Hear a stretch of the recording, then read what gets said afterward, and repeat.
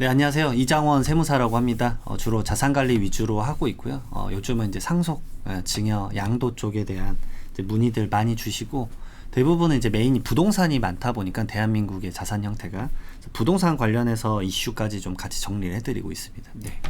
상속과 관련해서 갑자기 우리가 닥치니까 어떤 일들이 닥치고 어떻게 그 이후에 우리들이 무엇을 준비하고 행동해야 되는지 좀 설명 좀 부탁드리겠습니다. 사실 이제 죽음을 맞이하는 게 익숙치는 않으세요. 대부분 그쵸, 이제 네. 평생에 한 번이나 두 번 정도시기 때문에 오히려 이제 진짜 많이 당황해하시죠. 근데 이제 그때일수록 좀 정신을 좀 차렸으면 좋겠다. 이제 제가 근데 경험을 해보니까 제가 이거 관련해서 이제 다양한 영상 매체나 이걸 나가게 된 계기가 코로나 때였어요.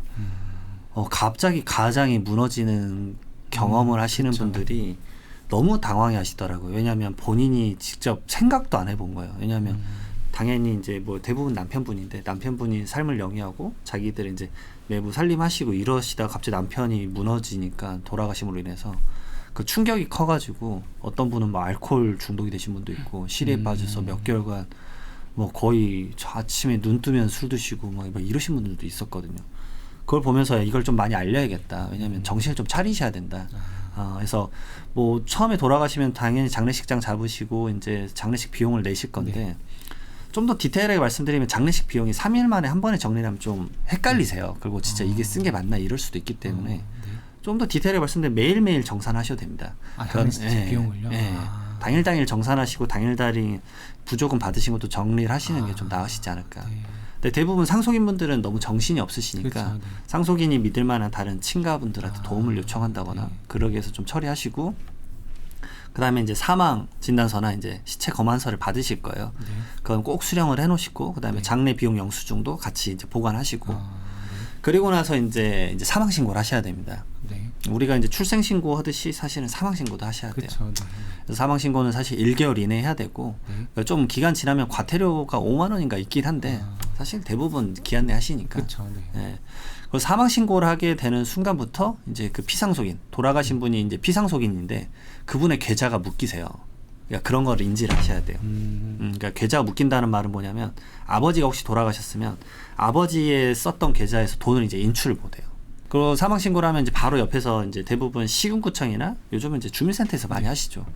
하시게 되면은 바로 이제 안심상속 원스톱 서비스를 받으실 거냐라고 물어봐요. 네. 근데 그거는 당연히 받으셔야 돼요. 왜냐면은 그걸 받음으로 인해서 많은 정보를 이제 취합을 할 수 있죠. 그래서 지적 재산 정보, 그러니까 토지, 건물, 차량, 뭐 선박 이런 것들을 다 알 수가 있어요. 느닷없지만 저 해남에 돌아가신 분이 아버지가 압구정에 땅이 있는 걸 돌아가시고 나서 안 경우도 있었어요. 생각보다 많은 것 같아요. 가끔 그런 경우가 좀 발생하세요. 사실은 저도 생각해 보니까 제 아버지가 뭘 갖고 있는지 모르거든요. 그런 그렇죠. 것들을 좀 네. 알아야 되는 거죠. 정리를 해야 되니까. 그리고 7일에서 한 20일 정도 걸리는데 금융 내역을 알 수 있습니다. 은행, 보험, 그다음에 뭐 우체국이나 새마을금고, 네. 그다음에 국세랑 지망세 연체 내역 이런 것들도 쭉 확인할 수 있는데, 이거 약간 행정 업무를 잘 아는 상속인이 하시는 게 제일 좋아요. 왜냐하면 문자를 계속 받고 네. 그것에 대해서 좀 피드백을 해야 되기 때문에. 네. 그리고 약간 주중에 시간이 되시는 분이 그걸 하시는 게 좋겠죠. 왜냐하면 은행을 가거나 뭐 이런 그러네요. 업무를 네. 대신해서 봐야 될 경우가 많기 네. 때문에. 네. 그리고 주민센터 간 김에 저는 이제 말씀드리는 게 이제 뭐 주민등록 등본이나 초본, 뭐 피상속인과 관계를 확인할 수 있는 다양한 서류들이 있으실 거예요. 그걸 기본적으로 저는 이제 5개씩은 떼놔라. 네. 왜냐하면 어떤 기관은 그걸 요청을 하면 반환이 안 되고 줘야 되는 경우도 있거든요. 그 다음에 하실 일이 뭐냐면 그 내역을 이제 7일에서 20일 사이에 걸려서 하나씩 알게 되실 거예요. 그리고 이제 그 상세 정보, 금융 쪽에 대한 상세 정보는 금융감독원 사이트도 있어요. 상속인 금융재산 내역 조회하면 금융감독원 사이트가 있는데 휴대폰 인증 한번 하면 네. 그 쭉 내역을 다 확인하실 수 있어요. 그러니까 어디 은행 네. 어디 은행 쭉쭉 나오는데, 그러면 그 다음부터 아까 말씀드렸던 서류, 뭐 예를 들어서 내가 A라는 은행을 간다 그러면 A은행 콜센터에 미리 전화를 한번 해보십시오. 그래서 내가 이제 피상속인의 그 계좌를 가지러 갈 건데 어떤 서류가 필요하냐. 그 계좌를 가지러 간다는 게 물려받으러? 네, 맞습니다. 상속재산을 네. 이제 물려받을 네, 때 네. 그럼 상속인들의 모든 동의서랑 관련된 뭐 인감증명서나 이런 것들이 필요하거든요. 네. 그 서류를 다 챙겨서 대표자 상속인 한 명이 가서서 그 이제 받아오는 거죠. 예. 네. 그래서 계좌에 옮겨 담고, 그때 이제 중요한 게 이게 대부분 3개월 이내에 하셔야 되는 게 뭐냐면 그 계좌 내역이 얼마 있는지, 또 은행에 채무가 있을 수도 있잖아요. 대출 그쵸, 받으신 게 네, 있을 수도 네. 있고 그런 것들에 대한 내역을 이제 그 당시 시점에 쭉 파악을 해야 돼요. 아, 그거를 파악하고 그 다음에 이제 10년치 피상속인 계좌 내역이랑 상속인들의 10년치 계좌 내역을 전부 다 이제 알아내야 됩니다. 이게 왜 그러냐면 상속세 같은 경우는 조사가 무조건 일어나요. 네. 6개월 이내 신고하고 그 다음에 9개월 이내 조사를 하는데 상속세 세무조사를 그럼 왜 하냐라고 하시는데 상속세는 신고한다고 세금 업무가 끝나는 게 아니라 네. 이게 결정 세목입니다. 결정 세목은 뭐냐면 이제 간단해 국세청이 꽝 네. 결정하겠습니다라고 해야 그게 업무가 끝나는 거기 때문에 국세청에서 전화가 온다라는 얘기는 뭐냐면 그 결정을 하기 위해서는 네. 조사를 펼칩니다. 그때 가장 핵심적으로 진짜 99%는 이것만 보는데 피상속인이 상속인에게 10년간 증여한 내역이 있는지를 봐요. 그게 많은 분들이 이제 살아생전에 뭐 내가 뭐 전세금도 받고 이래서 근데 전화 한 번도 국세청에서 안 왔어 이러세요. 그건 뭐냐면 국세청 직원분들이 한가하지가 않아요. 사실은 진짜 한가하지 않으시고 진짜 업무량이 많습니다. 그러니까 세금을 모든 건들에 대해서 이렇게 계좌를 볼 수가 없죠, 사실은. 그리고 이제 금융 관련된 개인정보도 있기 때문에 무조건 볼 수는 없는데 상속 같은 경우는 그 계좌 내역을 다 볼 수가 있거든요. 근데 그게 10년이에요. 네. 그러니까 상속세 및 증여세의 가장 기본적인 원칙인데 증여자가 증여를 한 다음에 10년 이내에 돌아가시면 그걸 전부 다 상속재산에 얹어서 다시 계산한다는 거죠. 증여할 당시에 세금을 내도요? 내도 얹어서 계산해야 돼요. 상속세 및 증여세가 한 번에 합쳐서 하는 계산이기 때문에 합산하는 게 그 법칙에는 원칙이 되어 있습니다. 그러니까 예전에 한 번 냈었기 때문에 다른 게 아니라 세목이 다른 거예요. 그 당시엔 증여세였고 네. 이번엔 상속세고. 왜냐하면 대한민국 증여세는 받은 만큼 내거든요. 네. 그래서 증여세랑 상속세를 제가 설명드릴 때 가장 간단히 설명드리는 게 뭐냐면 내가 10억 원 있다. 그럼 자녀가 10명 있다 가정을 해볼게요. 네. 그럼 1억 원씩 준다 그러면 1억 원에 대해서만 세금을 내는 게 증여세인데 네. 상속세는 이 10억 원 총액에 대해서 내는 세금입니다. 그러니까 10년이 지나기 전에 증여한 거를 다시 합쳐서 계산을 하면 세율이 더 높아지죠. 그러면 안 냈던 차액분에 누적도 대해서 커지니까. 맞습니다. 그 차액을 내라는 게 조사의 주로 대표적인 이제 목표인 거예요. 그 대신 이 A라는 자녀가 그 당시 뭐 9년 전에 증여를 받았다 그러면 그것에 대한 증여세는 본인이 내야 돼요. 이제 그 당시 신고를 안 했다고 한다. 그러니까 이게 가산세가 쌓이면 살벌합니다. 왜냐하면 그렇죠, 무섭죠. 신고불성실 가산세는 그 당시 안 냈던 거 20%지만 납부불성실 가산세라고 있어요. 납부를 안 함으로 인해서 하루다 가산세가 계속 쌓이거든요. 그게 1년에 한 8, 9% 쌓여요. 그럼 10년이면 그게 그냥 8, 90%거든요. 그러니까 가산세가 100%가 넘어갈 때가 많습니다. 그럼 그냥 포기하는 게 나을 수도 있네요. 그래서 그런 것들을 확인하기 위해서 3개월 이내 재산을 왜 파악해야 되냐면 제가 이제 말씀드리려고 했던 조사도 있지만 이 상속포기도 3개월 이내에 해야 돼요. 그러니까 상속포기라는 건 뭐냐면 내가 받을 재산보다 채무가 더 많을 경우에 하시는 거잖아요. 그러니까 상속포기랑 한정승인에 대한 고민을 하는 건데 이 부분에 대해서도 결국은 내가 채무가 아버지한테 받을 게 채무가 더 많은지 재산이 더 많은지 모르고 있으면 안 된다는 거죠. 근데 그걸 안 받을래를 3개월 내에 안 하면 무조건 그냥 빚이 더 많아도 받는 걸로 되는. 그렇진 않아요. 또 특별 한정승인이나 그런 제도가 있습니다. 내가 받을 재산보다 채무가 많은 걸 뒤늦게 알았다. 네. 그러면 그 채무 가액을 안 날로부터 뭐 3개월 이내 하는 특별 한정승인이나 이런 게 있는데 네. 결국은 그 타이밍에 3개월 이내 하는 게 제일 사실은 빠른 거죠. 그러니까 업무 처리를 위해서라도 3개월 이내에는 재산 파악은 빨리 하셨으면 좋겠어요. 그리고 그 내역은 약간의 오차 범위는 있어요. 그러니까 그걸 기준으로 모든 은행을 직접 다 들리셔야 되는 거예요. 보험사도 직접 들리고. 이게 재산은 나오는데 빚도 다 나와요. 거기. 채무도 은행 건 나와요. 그런데 안 나오는 것들이 좀 있어요. 첫 번째로 부동산에 관련된 임대차 보증금. 그런 거는 이 금융자료가 아니니까. 맞습니다. 그리고 은행의 채무 같은 경우도 직접 가서 이제 내역 떼봐야지 정확한 얼마 남았는지를 알 수 있으니까.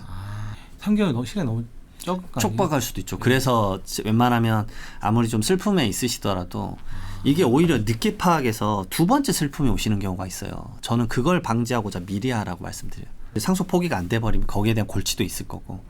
그리고 이제 막 예를 들어서 이런 경우도 많이 있으세요. 어떤 채무에 대한 소송이 걸려 있다거나 부모님이 그러면 그걸 나의 채무로 볼 것이냐 말 것이냐 이런 판단도 빨리 해야 되죠. 사실은 그것에 대한 이제 어떤 처리가 좋을 건지에 대해서 뭐 세무사나 변호사님들과 얘기를 빨리 나눠야 되는 거죠. 상당히 복잡한 이슈들이 많습니다. 그러니까 다양한 케이스, 집안마다의 모든 스토리는 다르기 때문에 사실 뭐 3개월 이내에 뭐 자동차도 인수를 받을 거냐 말 거냐 그런 것도 결정을 해야 되거든요. 그래서 3개월 이내에 그런 것들 이제 대부분 처리를 하시는 거예요. 옛날 분들은 계약서 이런 거 없이 그냥 빌려주기도 하고 빌리기도 하고 누가 나타나서 야 니네 아빠가 나한테 얼마 빌려갔어. 그럴 수도 있잖아요 갑자기. 그럼 어떻게 되는 거예요? 그러면 저라면 이렇게 말씀드려요. 그래서 피상속인은 10년치 계좌 내역을 빨리 봐야 된다. 왜냐하면 큰 금액을 줄 거기에 때 다 있으니까 그게 무조건 사전 증여를 파악하는 목적이 아니에요. 저는 그 채권 채무 관계까지 정리를 좀 해드리는 편인데 왜 그러냐면 세무조사는 10주가 나는데 그때 어쨌든 친구분에게 1억 원이 갔다라고 가정을 해볼게요. 네. 생각보다 세무조사 기간이 길어요. 예. 2달 넘게 하는 예, 대부분 뭐 하루 이틀 하시는지 아는데 10주간 합니다. 그리고 대부분 세무서 막 두세 번 들어갔다 와야 돼요. 그러니까 이게 한 사람의 인생을 정리하는 세목이기 때문에 네. 생각보다 간단한 세금이 아니세요. 지금이야 이제 정말 좋은 뭐 이런 채널이나 이런 것에서 많은 것들을 이제 공유하고 있지만 사실 자산가분들 정도 빼고는 이런 정보를 대부분 몰랐던 거죠. 별외로 좀 말씀드리면 2016년도에 사망자 수랑 상속인 신고 인원수가 2.2% 정도였어요.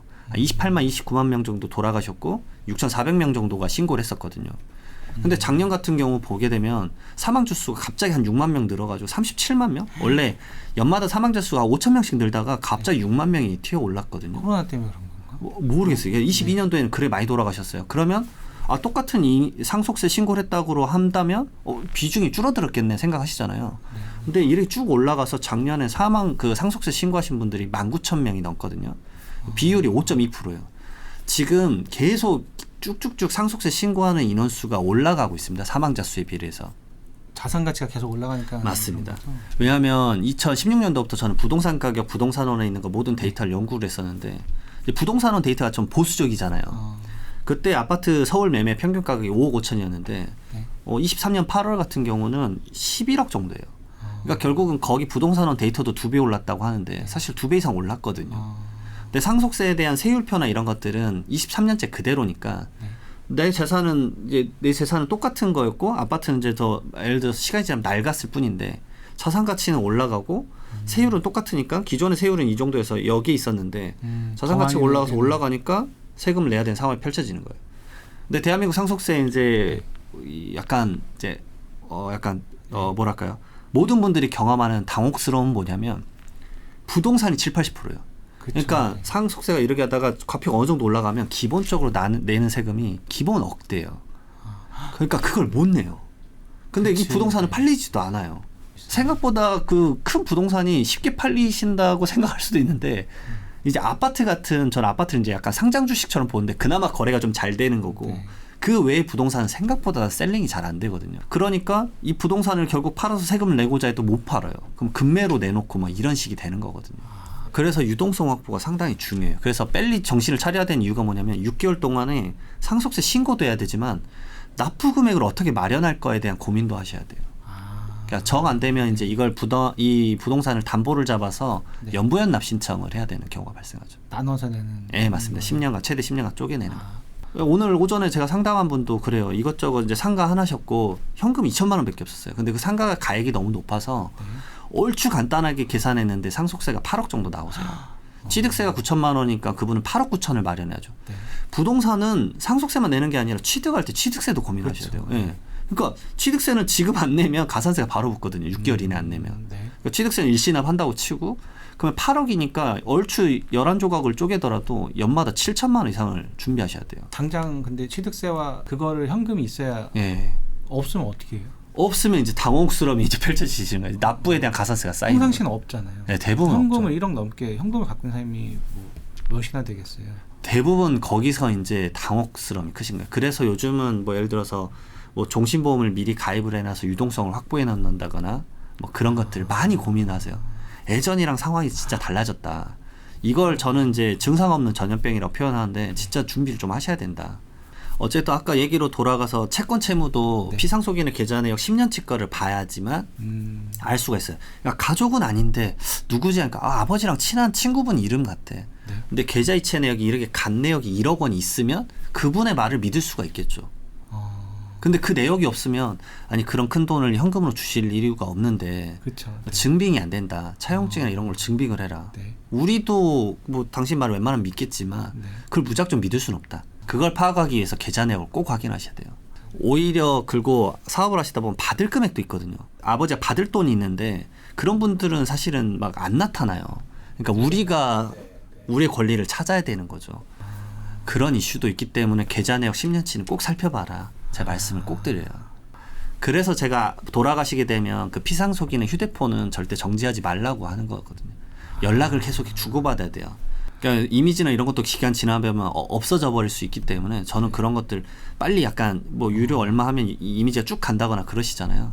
그런 것들 좀 남겨놓고 그다음에 그 휴대폰을 계속 봐봐야 된다. 최악이 초기화시켜 버리시는 거 진짜. 예, 연락처 막. 왜냐하면 진짜 망인이 돌아가신 걸 모르는 경우도 상당히 많으세요.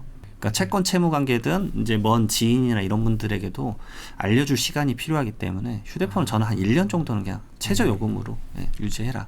37만 명이 돌아가셨다고 했잖아요. 네. 그럼 그들을 전수조사하지는 않을 거잖아요. 제가 어디 듣기 10억, 5억 뭐 이런 식으로 기준이 있고 그게 넘는 사람만 이게 해당되는 건가요? 예, 맞습니다. 첫 번째로는 이제 5억이에요. 그 배우자가 없이 혼자 돌아가셨다. 그럼 5억 원. 기본 공제가 이제 일괄 공제라는 표현을 쓰는데요. 5억 원입니다. 그 5억 원까지는 세금이 없는 거예요? 예, 맞습니다. 그래서 너무 낮은 금액이면 이제 신고를 거의 안 하셔도 되죠. 근데 하나 꼭 추가하셔야 될 게 제가 말씀드렸던 10년 내 상속인에게 증여한 것과 5년 내 상속인 이외의 자에게 증여한 것도 포함해야 돼요. 사전 증여라고 하는 거.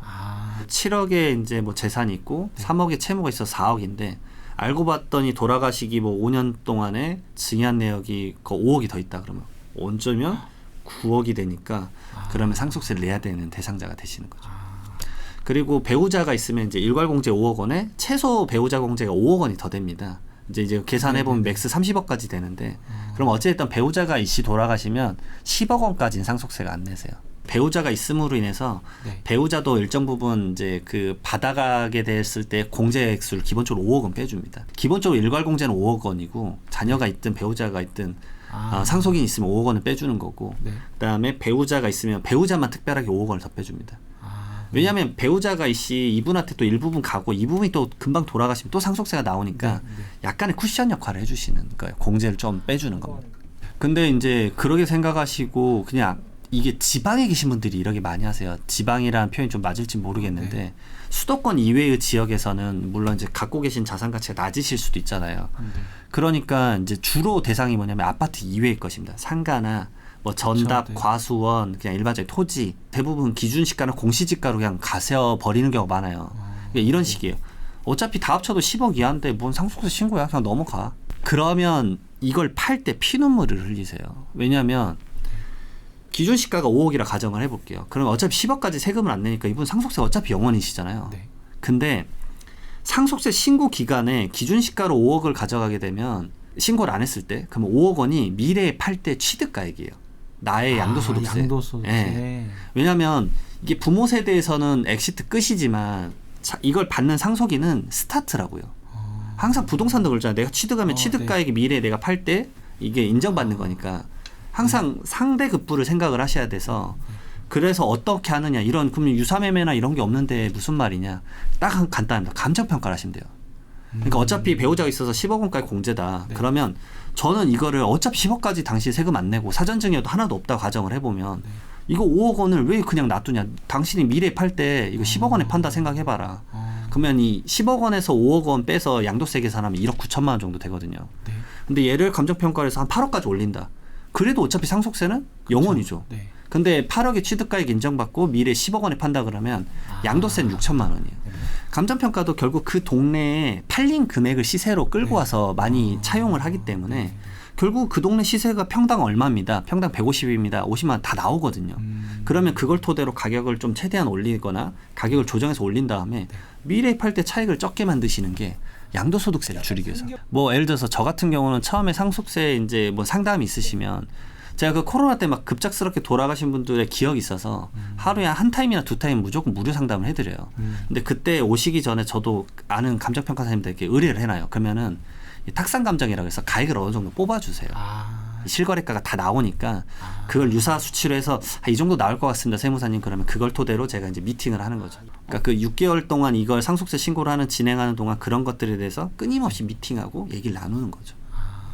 그럼 만약에 이게 일단은 해당되는 게 상속세가 10억 이하 배우자가 있을 때 없으면 5억 요 기준에 이하다. 그러면은 크게 신경 안 써도 되는 거예요. 일반인들은. 네. 근데 이제 부동산 받았을 때 아까 말씀드린 감정 평가를 하는 게 유리하다 그러면 최대한 끌어가는. 그렇게 해서 하는 거고. 네. 예를 들어서 뭐 이럴 수도 있죠. 어차피 배우자가 없어 5억이라고 가정을 해볼게요. 근데 부동산 가격이 그냥 기준시가 4억이니까 굳이 신고 안 해도 되겠다. 근데 거기 동네 시세가 예를 들어서 8억이면 미래 팔 때 양도세 많이 나오니까 차라리 감정평가에서 한 6억 정도 하고 좀 내더라도 미래 양도세를 줄어들이는 시뮬레이션이 더 낫다 그러면 그쵸, 네. 올려서 신고를 하자. 전략이기도 하죠. 차라리 좀 내더라도 미래 양도세를 소득세를 네. 훨씬 많이 줄일 수 있으니까. 이게 생각보다 놀랄 수도 있으신데 돌아가신 분들의 70대 이상이 70%가 넘습니다. 그러니까 이런 경우도 많아요. 그 상속인의 나이가 환갑입니다. 아, 그렇죠. 네. 그러면 그 상속인들은 업무체를 잘 못해요. 맞아. 네. 오히려 뭐 컴퓨터를 하라고 막 이래 버리시니까 그쵸. 당황스러워하시죠. 네. 그래서 그 아래 세대인 손주분들이 대부분 일 처리를 많이 도와주세요. 그래서 손주분들이 미리 준비를 하는 거예요. 상속인들의 자녀분들이죠. 네. 막 이것저것 알아보고 쭉쭉쭉쭉 해서 사실 행정 업무나 그런 거 잘 하시니까 그래서 오히려 속도감 있게 진행하는 거예요. 손주라고 해도 만약에 뭐 30대가 많습니다. 그러니까요. 다 성인이잖아요. 네, 그러니까 적당히 행정이나 업무에 대해서 훨씬 이해를 더 있으니까 빠르고. 네, 대화가 오히려 더 편해요. 갑자기 든 생각인데 어차피 그 중간에 상속받을 사람이 60대다. 그러면 여기 거쳤다 할 필요가 없잖아요. 그냥 한 방에 손주한테 가도 되는 거 아니에요? 근데 상속세 그렇게 한 번에 세대 생략을 해서 가버리면 30%를 더 내야 돼요. 상속세 30%가 할증이 됩니다. 그리고 그게 있습니다. 뭐 배우자랑 자녀 두 분이라고 해볼게요. 그러면 이게 다 상속 포기를 해서 아래 단계로 넘어가야 돼요. 그러니까 이게 생각보다 어렵습니다. 결국은 그렇게 이점이 생각보다 생기지 않으세요. 그래서 오히려 상속을 받고 그 다음에 손주에게 내가 이제 상속이니까 내 자녀잖아요. 자녀에게 그 다음에 증여를 어떻게 해줄까 그 고민을 추가적으로 짜는 경우도 많죠.